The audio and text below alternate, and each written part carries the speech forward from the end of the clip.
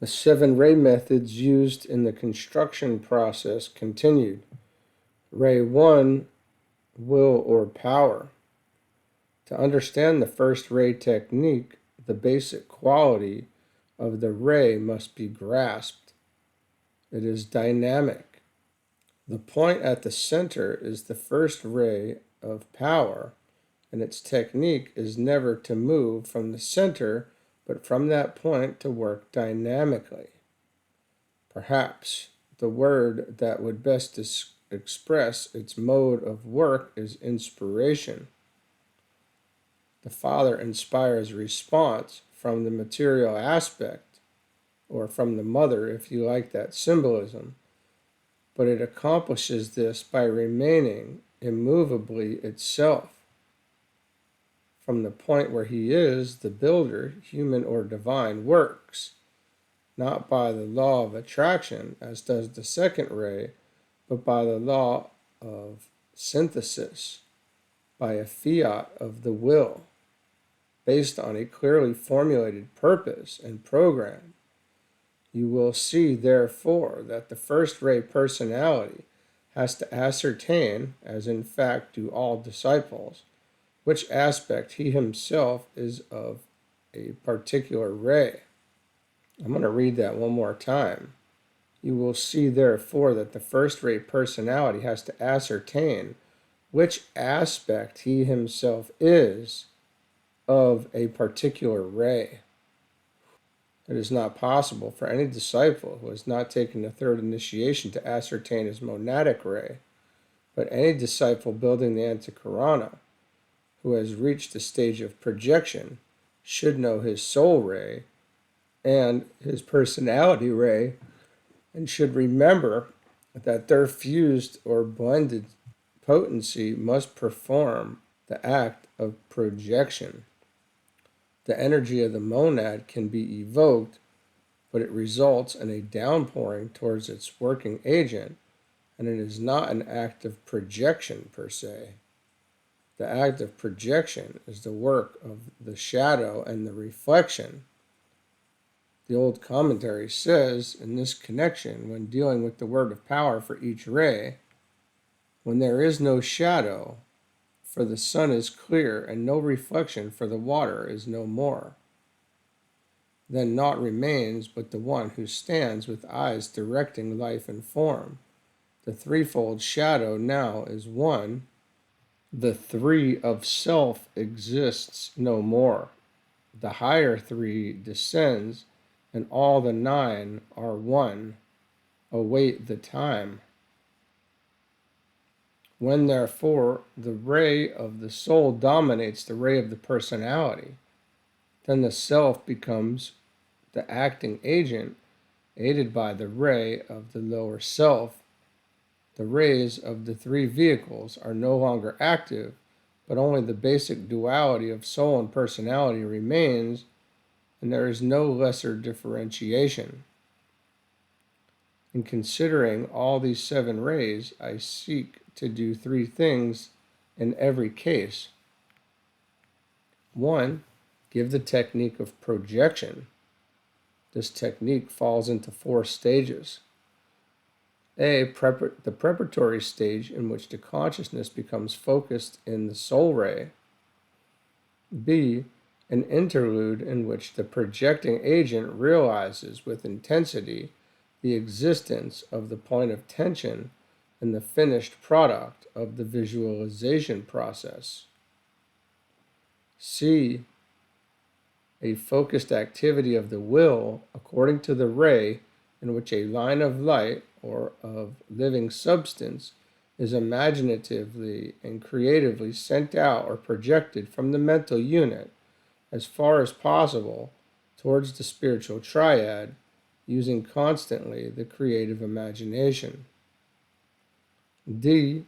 This line of light, this strand or bridge, is then pictured as colored by the 2 ray qualities, and it is held stably aligned in the light of the spiritual triad, not the light of the soul.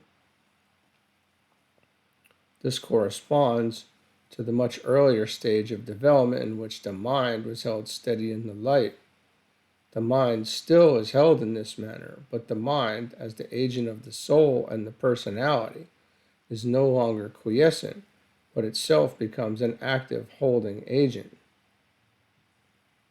2. Indicate briefly the effect of the word of power. When adequate stability has been acquired, the disciple utters a word of power which serves to carry the light still further on and up. When correctly uttered, this word produces 3 effects. A. It keeps the channel for the descending light of the spiritual triad clear of all impediments. B. It reaches, by means of its vibratory activity, the center of power, which we call the spiritual triad, focused temporarily in the monastic permanent atom, and evokes a response in the form of a thread of descending triadal light. And C. It causes a vibration throughout the Antakarana, which in its turn evokes response from the rainbow bridge as built by all other disciples. Thus the work of constructing the racial Antakarana is furthered. I am here doing 2 things, speaking to you in symbols. There is, literally speaking, no up or down or higher and lower, as you know, nor do any of the separative actions as outlined by the occult sciences exist. Yet the truth has to be thus presented owing to the mind consciousness of the disciple. I have also been giving, in human terms, the outline of a process which, if adequately followed, will enable you to make real progress in the preparatory understanding required by all who hope someday to take initiation. 3.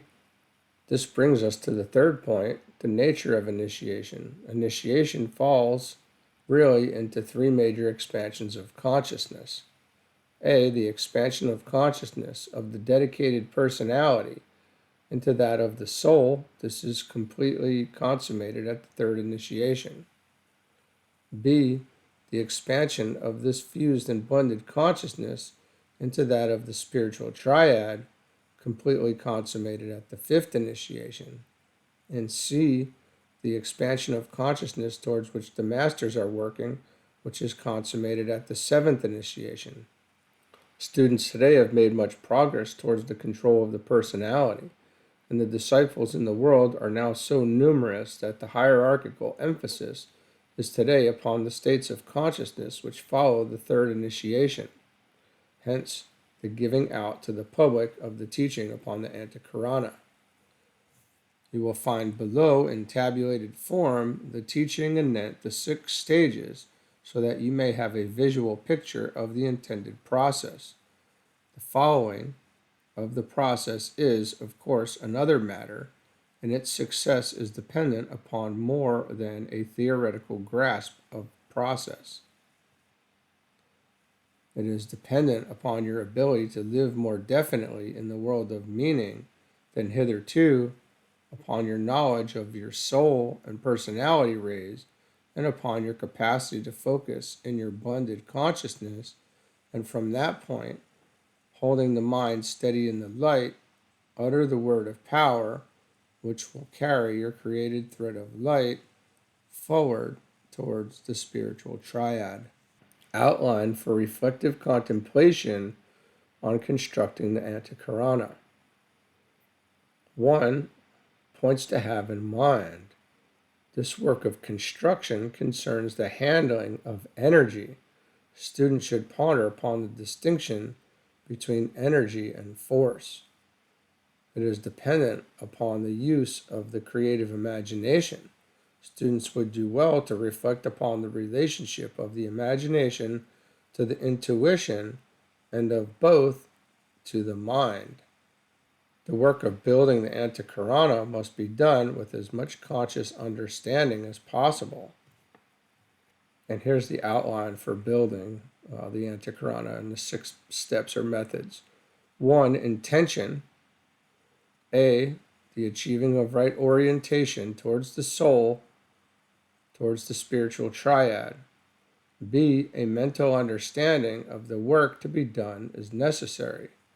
C, a ring pass knot of consciously gathered energies must be created and held in a state of tension.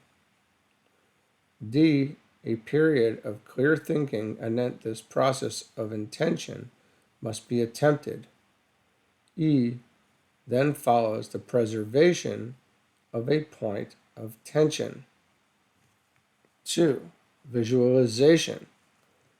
A, the use of the creative imagination or the picture-making faculty.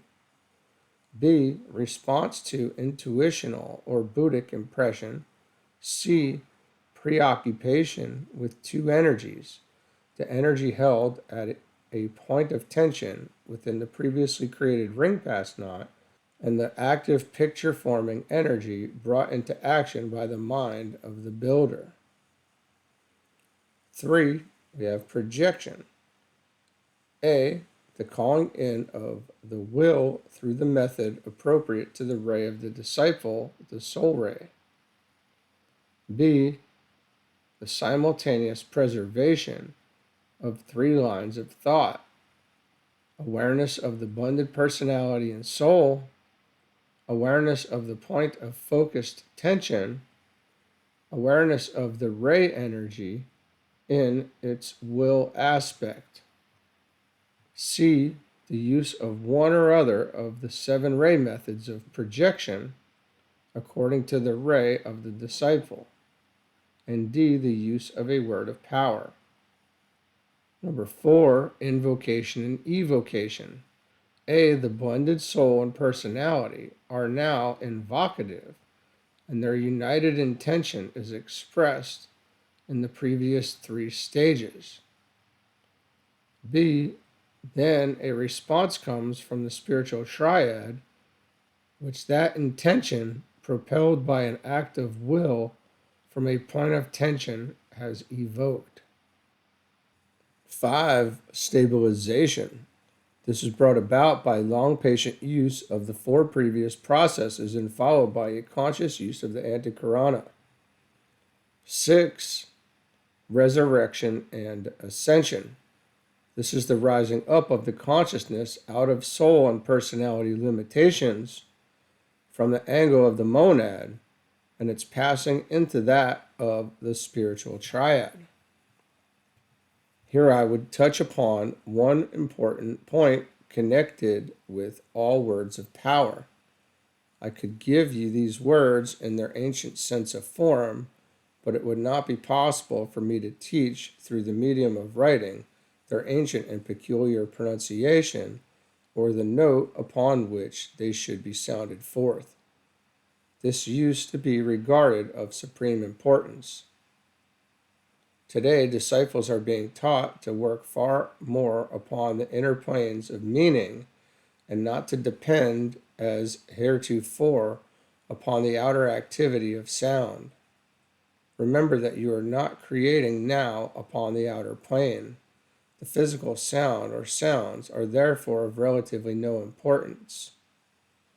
What does matter is the ability of the disciple to feel the meaning of the word of power as he silently utters it. It is the quality of his idea which will bring the right effect, and not the way in which he makes a sound with the aid of his vocal cords and his mouth.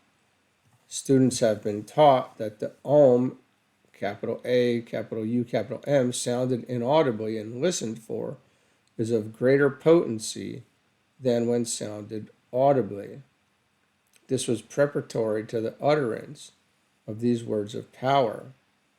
They have been learning the significance of the Om, capital O, capital M, even if they did not realize it. This was all in preparation for the use of the ray words. It is the thought behind the form, the registered feeling, and that the words and the understanding of their significance which are of importance. It is the ability to think, to feel, and silently to send out the call of quality to quality, of meaning to meaning, of nature to nature, of form to spirit, which matters, remembering ever that that which is found upon the physical plane is not a principle. The physical sound is not that which will lead to a successful building of the ANTAHKARANA. It is the quality of a particular type of subjective nature, the soul ray as it dominates the personality ray, which makes appeal to that which is still more subjective. That is what in truth accomplishes the work. It should be borne in mind that from the angle of the spiritual triad, the soul nature is definitely objective. This is a statement of occult fact which will be better understood when the nature of man, as taught in the occult sciences, is admitted by thinkers, scientists, and psychologists. The point I wish to make is that no particular word is going to be given by me because it would be useless. The OM, capital OM, is useless to most people, even though trained students may now be deriving benefits from its use. This general uselessness is caused not only because people do not use the word correctly, but also because, even when using it, they are not holding its significance firmly in their consciousness. So it is with a word of power. Of what use would it be if I attempted to give the word the first ray, which looks, when presented in its symbolic written form, something like this, now this being in all capitals, the letters UKRTAPKLSTI. Certain sounds in this word form are omitted because there is no way of depicting them, since they are neither vowels nor consonants. Correctly sounded, the above forms 3 words, but I can give, as far as possible, the English equivalent in meaning, and it is this meaning which I ask you to have in mind as you mentally utter the sound or word of power and visually attempt to see it performing the esoteric miracle of bridge building. The first-rate disciple has, therefore, to meet the requirements to the best of his ability and to follow the 4 stages of the technique of projection, back from pages 489 to 493 and page 509. When he has faithfully followed this outline routine, personality and soul fusion has to be consciously attempted and to some measure achieved, and then these blended factors are held steady in the triadal light. Another point of focused intention is now brought about, resulting in a new and still more dynamic tension. In the completed silence which results, the act of projecting the ANTAHKARANA is performed, and it is then carried forward on the impetus of a word of power. The symbolism connected with this lies between the Masonic usage of the words, translated into English, so mote it be, uttered with the right hand stretched forth, and signifying the embodied will of the lodge, itself a symbol of the will and purpose of the Most High. The meaning of the word of power to be used at this point of accomplished projection might be summed up in the words, I assert the fact. This is the nearest form I can give you for the word form earlier mentioned. A little deep reflection on these words will show that if uttered with an understanding of their meaning, they are of terrific potency. The disciple who utters them assumes and then asserts, 1, the spiritual triad is a fact. 2, the relation between fused and blended personality and the soul is a fact. 3, the ANTAHKARANA is also a fact. 4, the dual expression of the basic duality of manifestation, personality or form, and monad or spirit, is a fact. 5, the will of the monad is the factor to be evoked. 6, the knowing, purposeful one, capital O, can be depended upon to contact the instrument of its will upon the physical plane. And 7, the work is done. This factual assumption is not faith, but knowledge and conviction, and upon this realized conviction, the disciple rests, acts, and depends. It becomes an unalterable and unchangeable attitude. The meaning of the above sevenfold statement will become clearer if the disciple will ponder the distinction between faith and conviction. It is this divine assertion which holds the universe in being.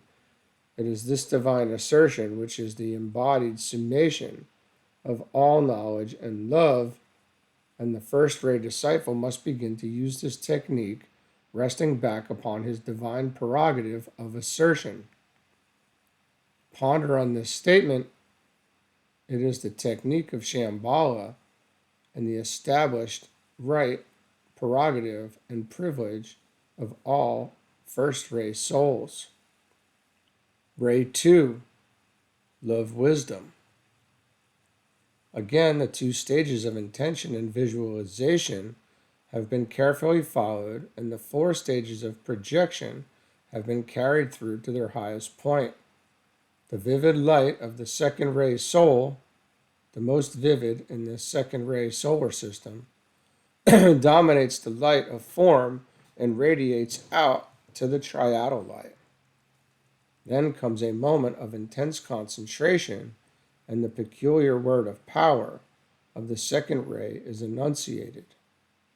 Of this word, the dual symbol, all capitals, SXPRULXS, takes form in the mind of the disciple and signifies the assertion, I see the greatest light. This statement has relation to the central spiritual sun and not to the heart of the sun. It involves, if I might so express it, the most intense effort to see in the light the relation of the whole, and this is one of the most potent experiences to which the disciple can be subjected. It is not vision or even aspiration to see the vision. It is complete sight, and of this the Masonic symbol of the eye of God, the all-seeing eye, is the expression. It involves realization of the light of the divine countenance. Of this, the light of the soul is the dim reflection.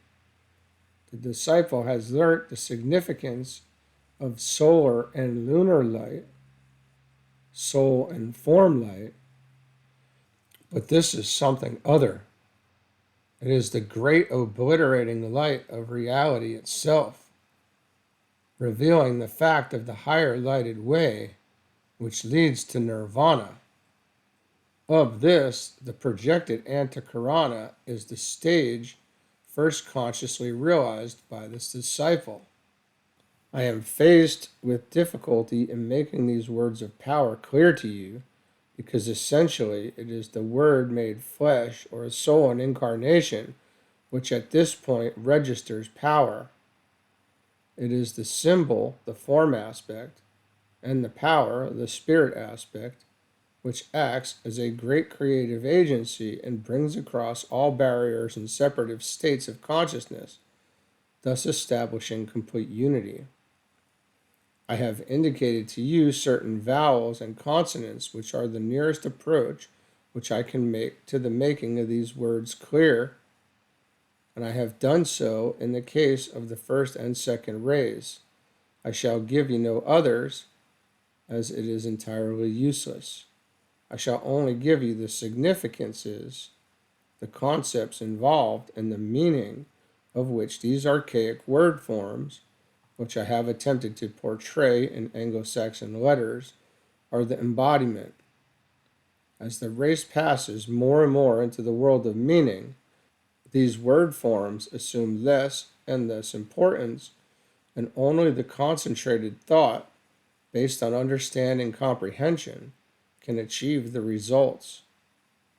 It is into this somewhat new form of work we are now pioneering. On to Ray 3, active intelligence. The process of intention and visualization have been followed. And again, the 4 stages of the projection technique have been concluded. At the point of highest tension, the disciple utters the word of power for the 3rd ray. It is not easy for the disciple on this ray to achieve the necessary focal point of silence. His intense fluidity leads to many words or to great mental activity, frequently carried forward under the impulse of glamour. This lessens the potency of what he seeks to do, but when he has succeeded in achieving mental silence and is simply a point of intelligent concentration, then he can use the word of power with great effectiveness.